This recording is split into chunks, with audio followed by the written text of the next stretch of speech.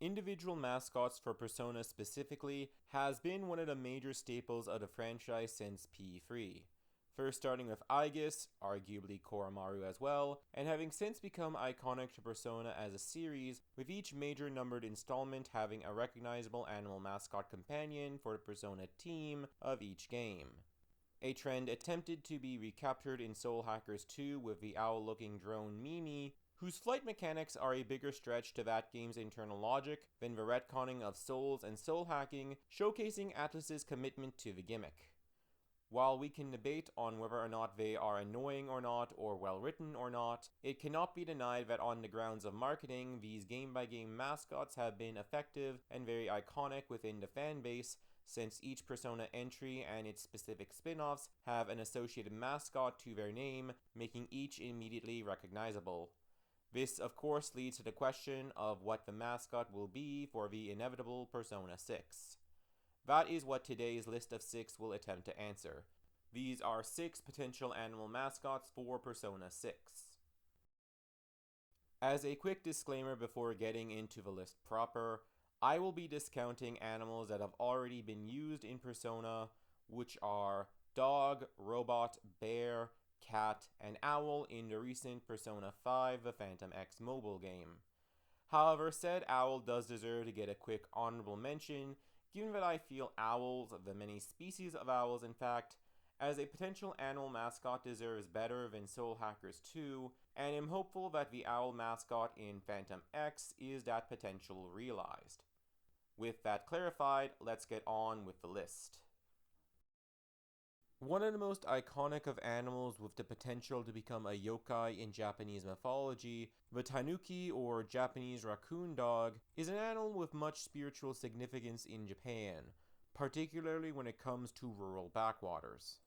This video by LadyVirgilia does a good job at explaining why Chie from Persona 4 actually has many similarities with the Tanuki, which contrast Yukiko and her many parallels with the Kitsune, if you are interested in a more thorough breakdown than a single segment on a list video would allow time for. But to quickly go over the major points, the Tanuki are a forest animal who can live to become a yokai called the Bakedanuki, and with this metamorphosis comes many supernatural powers, specifically relating with illusions and shapeshifting, swapping out money for leaves and bringing good luck specifically. With the potential to fit snugly into various associations with the color green, such as health, money, luck, nature, and by extension the natural world, the Tanuki and its yokai form the Bakedanuki would be a perfect fit for a green Persona game, especially if the setting is a rural one as opposed to an urban one, be it the rumored return to Inaba or a new location altogether.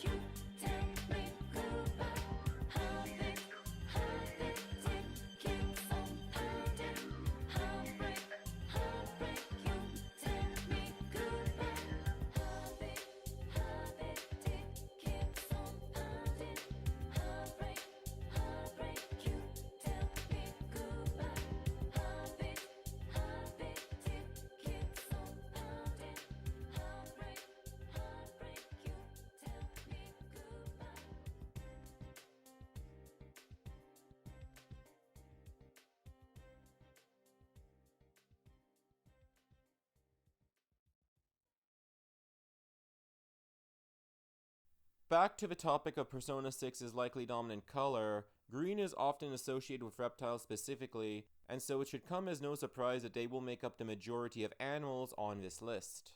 And the first that I'd like to highlight is the emerald tree skink. These are a highly popular pet lizard due to their vibrant green colors and highly personable nature. Wild-caught ones are known to be extremely social and playful with people, at times jumping out onto and exploring whoever's opened the enclosure.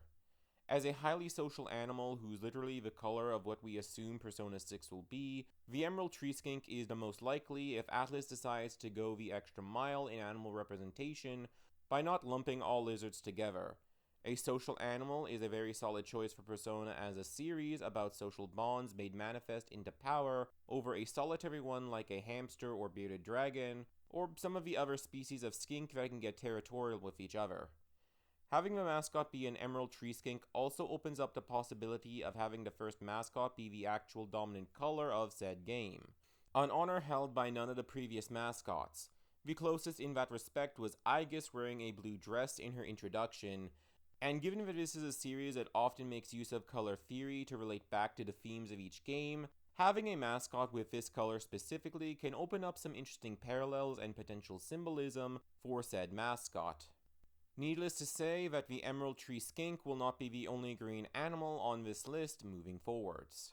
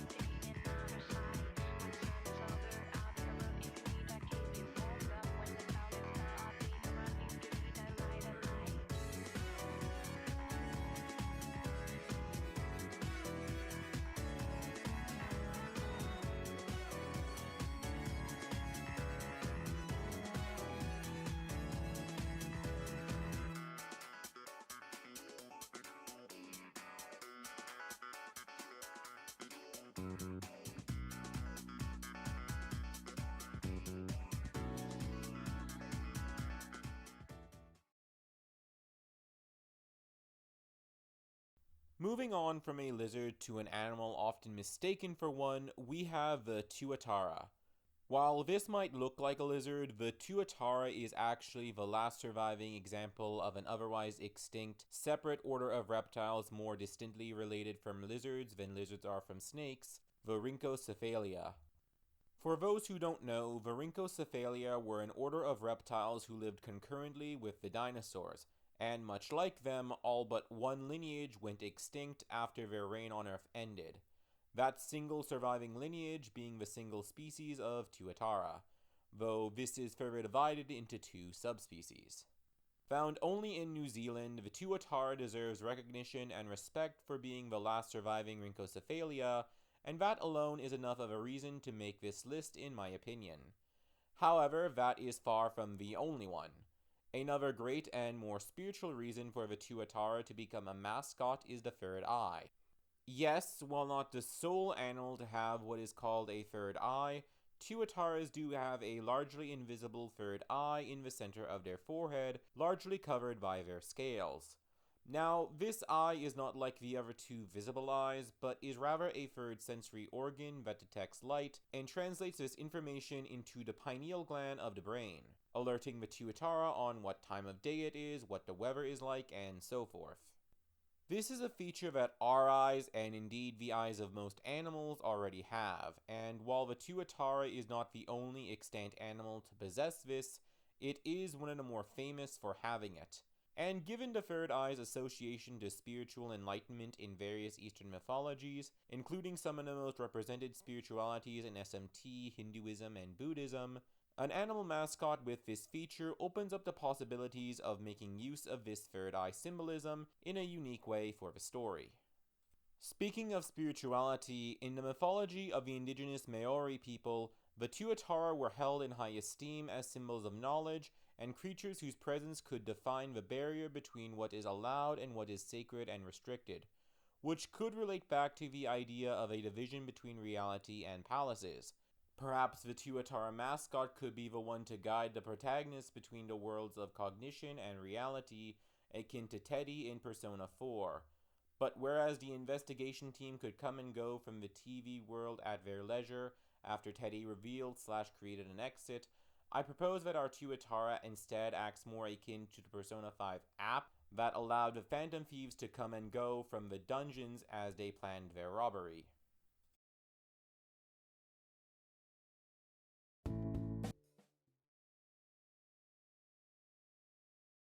And continuing on with the topic of reptiles and taking a step back to those that are often associated with green, let's now move on to a type of animal that I mentioned in passing when I spoke about the Tuatara briefly, snakes.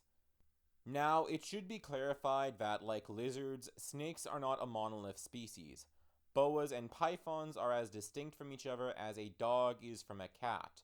Both are mammals of the order Carnivora, who have similar dietary requirements, and both have been known to eat grass to help with upset stomachs, but you'd be hard-pressed to say that a dog is a cat or a cat is a dog. That's just something that I'd like to clarify, so as not to place the whole of snakes in this section, rather than a specific species of snake. Looking at a skink, you'd be able to tell that this is a lizard, but one very different from a chameleon or monitor lizard. By contrast, I'd wager a guess that most people who aren't snake people won't be able to tell a corn snake from an Amazon tree boa, despite the two being just as distinct upon closer inspection. Now, as for which species of snake that I'd like to give this slot to, I'm going to go with the emerald tree boa. One of the most beautiful species to behold in my opinion, and specifically as a combination of green and white, this snake would suit a game inspired by the neutral alignment, given that white is sometimes used as an alternative to green to denote a neutral demon. Even outside of their coloration, they are one of the most unique looking snakes to behold, period, having a very unique looking dragon-esque head with extremely powerful jaw muscles and extremely large fangs for a non-venomous snake, serving to differentiate them from a standard generic snake in the minds of most players, and the one often used for most of Kaneko-sensei's snake demon designs, from Quetzalcoatl to Yamatano Orochi, when the former as an Aztec deity would have been better represented by a South American snake over a generic colubrid in a bull snake with wings or a tangled collection of garter snakes. Though granted, the two closest relatives to the emerald tree boa, the northern emerald tree boa and the Amazon tree boa, also have this iconic head shape, which is why it was thought for a long time that the emerald and the northern emerald were the same species, even being closely related enough to produce hybrids. That said, their appearance is not the only reason for me recommending them specifically over their similar looking close relatives. This species doesn't get too big, which for practical reasons would make one easy to smuggle around, much like Morgana was in Persona 5. Famously, they have a very friendly temperament when handled, and also have a terrific appetite. In general, boas are well known for their love of food. This family has very few, if any, picky eaters, and the ones that are would be individuals rather than a common trait in a species. And this opens up the possibility for the recurring trait of being a glutton for delicious food to be done by the mascot, which would not only be pretty funny, but could actually play a role in gameplay, since despite these appetites, boas don't need to eat all that often, and so we the player might actually need to limit or at least be more active with our mascot's diet than in past entries. The final reason, in combination with the aforementioned, for why I'd like to see this snake be a mascot specifically, is that these boas have what are called heat pits, which basically allow them to detect body heat in mammals and birds to hunt them in the dark.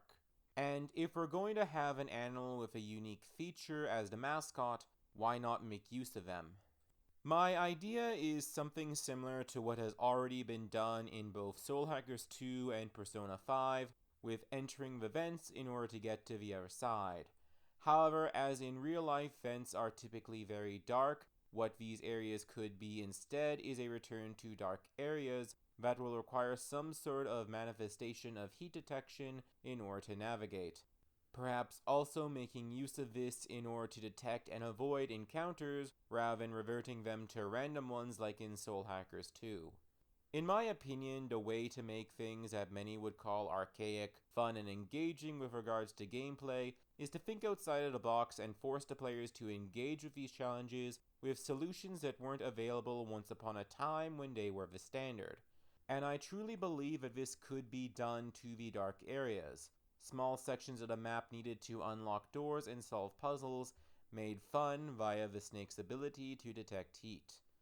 This feature can also open up some possibilities in terms of gameplay as well, such as the ability to potentially detect traps in chests, potentially find which one the Reaper is in, and in terms of story, by leaving a heat source near an area, the snake could potentially find their way back to it and listen in on conversations by conspiring adults, or overhear information needed to fulfill Mementos missions.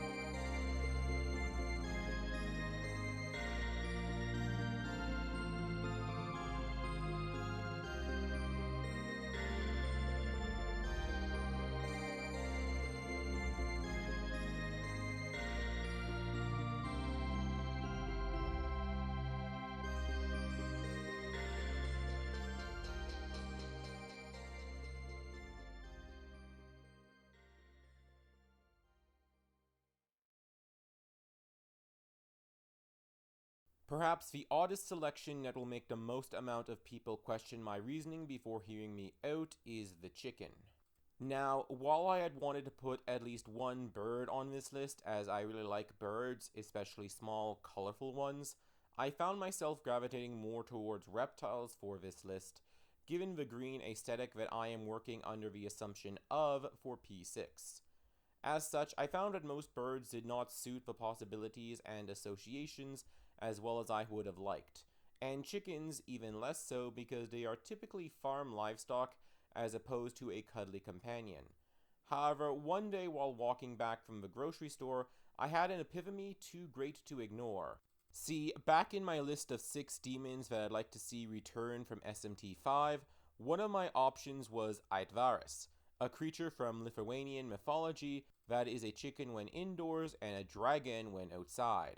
which could actually translate really organically to persona, either as a dragon within the world of cognition and a chicken in the real world, or as a chicken mascot with a dragon persona.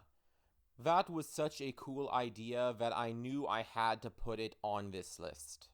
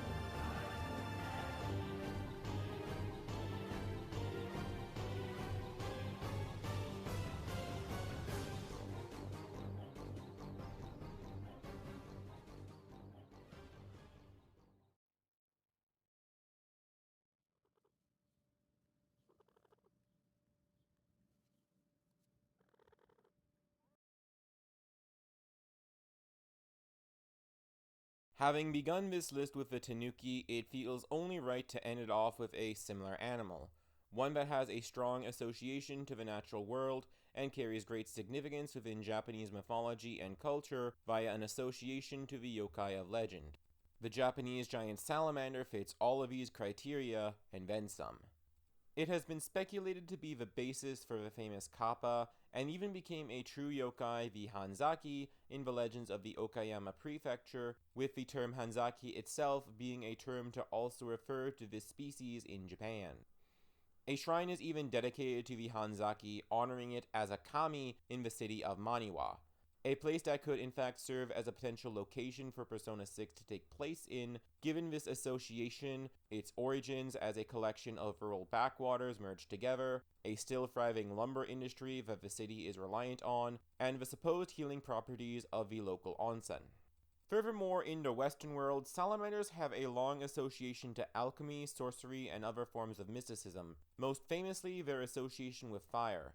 The exact reason for this connection is debated, but the most common and accepted one is that our ancient ancestors mistook salamanders fleeing from the wood they had been in when set ablaze as the amphibians themselves being born from the resulting flames.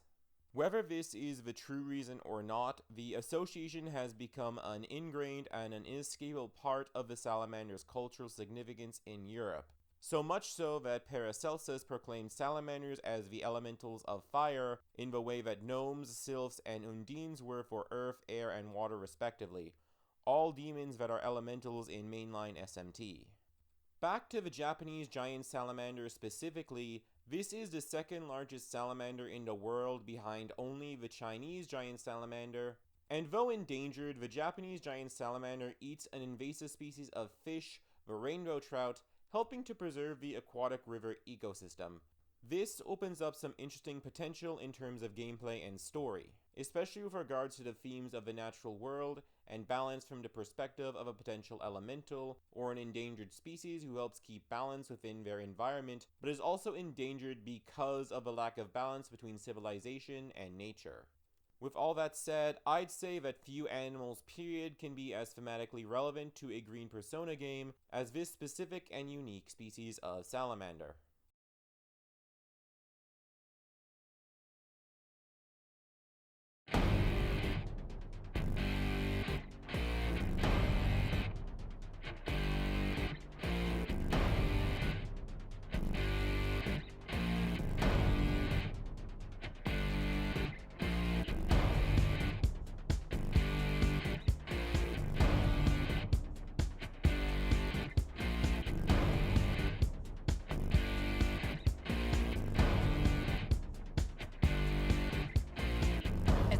Never, and I've got to make my decision. This time it could be my moment.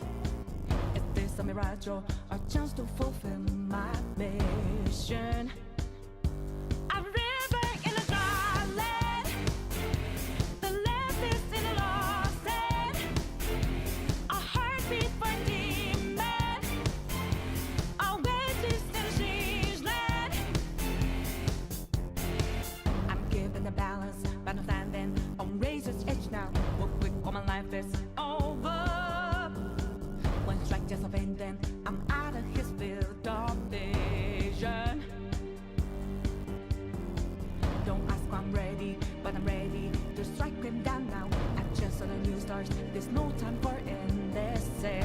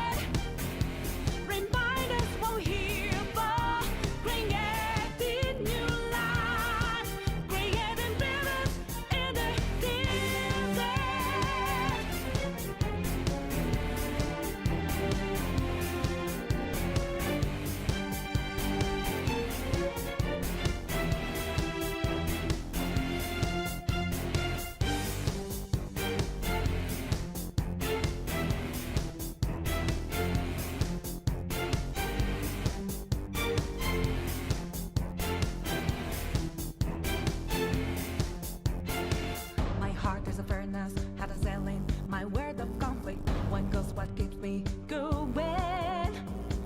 Take back what I lost to the bosses of greed and fear. Yeah. Don't ask why I'm ready, but I'm ready to take them down now. The time for a new start is constantly drawing nearer.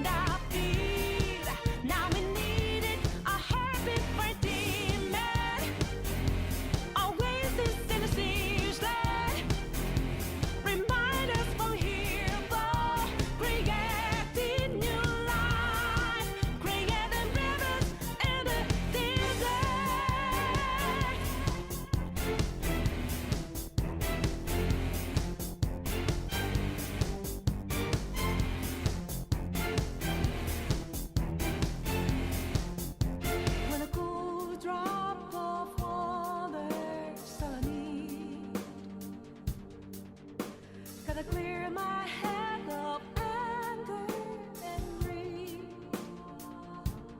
a place to refresh heart and mind. Can I find some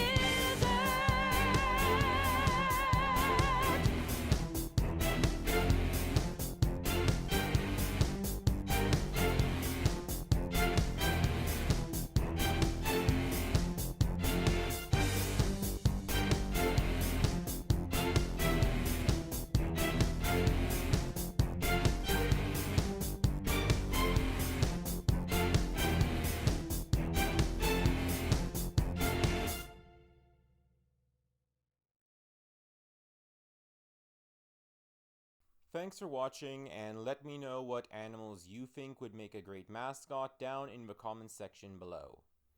I'm very good at answering my comments and am open to making a follow-up to this video at some point if I get enough good suggestions.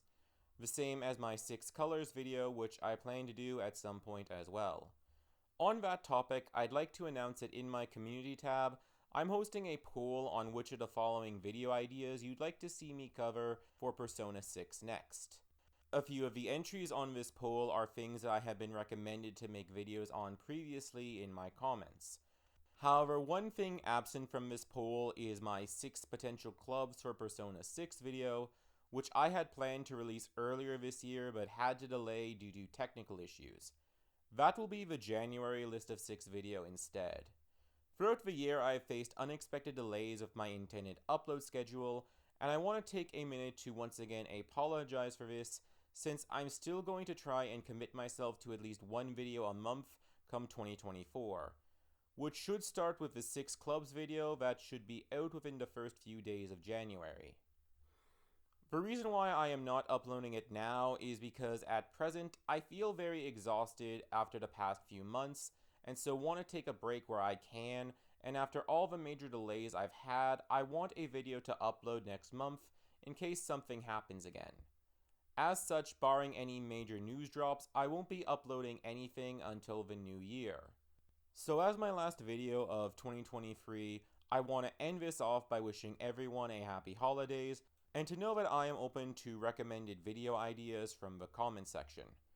The list of 6 after the 6 clubs should be the winner of this poll, but I do plan on turning all of these ideas into lists at some point in early 2024. And I will see you then.